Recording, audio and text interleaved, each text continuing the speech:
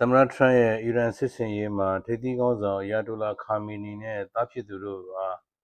သုတ်သင်ရေးလည်းပါဝင်တယ်လို့သိရပါတယ်။အီရန်အားနျူကလ িয়ার သန့်စင်ခွင့်ပေးနိုင်တဲ့အဆိုပြုချက်တရပ်ကိုစဉ်းစားသွားရင်ထရန့်ဆိုရပြင်ဆင်ထားတယ်လို့အမေရိကန်ရာရှိတယောက်ကပြောပါတယ်။အချိန်ထဲမှာအယာတိုလာခါမီနီနဲ့သားဖြစ်သူတို့အားသုတ်သင်ရှင်းလင်းရန်စီစဉ်အားလည်းလွန်ခဲ့တဲ့သတင်းပတ်အနည်းငယ်မှာအမေရိကန်သမ္မတထံတင်ပြထားတယ်လို့သတင်းရင်းမြစ်တွေကဆိုပါတယ်။သမ္မတရဲ့စဉ်းစားပုံနဲ့ပတ်သက်ပြီးမီဒီယာတွေကကြိုက်သလောက်ခန့်မှန်းနိုင်ပါတယ်။ဒါပေမဲ့လည်း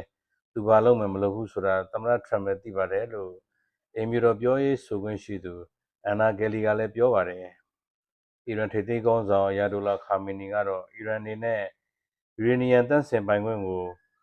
စွန့်လွှတ်မှာမဟုတ်ကြောင်းနဲ့သန့်စင်ပြီးသားယူရေနီယံတွေကိုလည်းအရပ်ဖက်အတွက်သာအသုံးပြုမယ်လို့သူကဆိုပါတယ်။ Burma Voice Media ပါ